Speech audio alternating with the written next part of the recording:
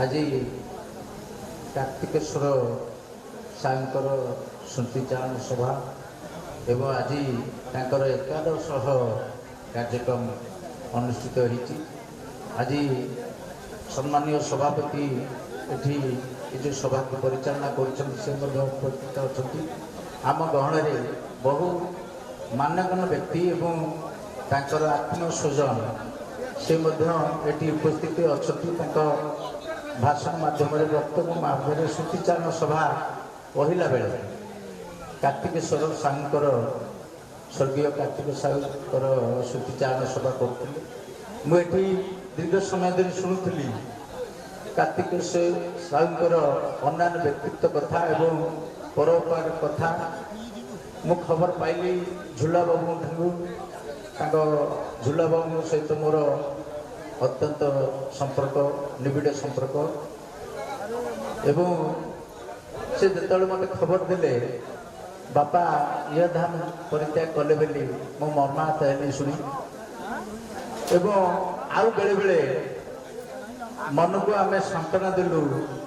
से जड़े पर उपकारी मनीष थे ताकर परिवार को सुसंगठित भाव में गढ़ी तोली से खाली निजक कृषि क्षेत्र में नियोजित करते जड़े सफल चाषी नथिले से शिक्षा विभाग छोट छोट पिला मान को पाठ पढ़ाई छात्र भल छात्र छात्री उत्पन्न करने से गोटे विद्यालय गोटे उच्च विद्यालय आत्मताण कार्तिकेश्वर विद्यापीठ प्रतिष्ठा कर व्यक्तित्व पिला माने समस्ते एस्टाब्लिश से परिवार एवं 42 बाटे बुझिले साहू परिवार कथा आमे आलोचना करू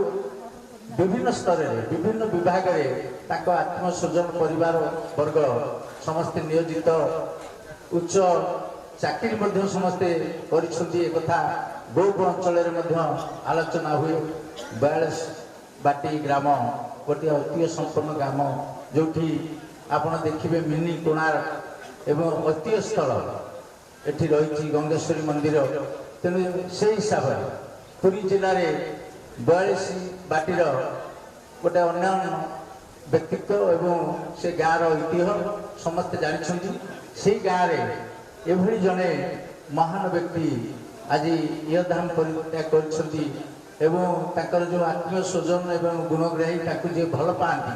आज भरपूर संवेदना ज्ञापन कर विषय अधिका समय नेबिनी आहरी अनेक वक्ता अच्छा किए कौन कहीपारती कि मु खाली श्री जगन्नाथ पाखे मोर आत्मा सदगति लाभ करू ई प्रार्थना करी मोर वक्तव्य सांग करूँ। जय जगन्नाथ।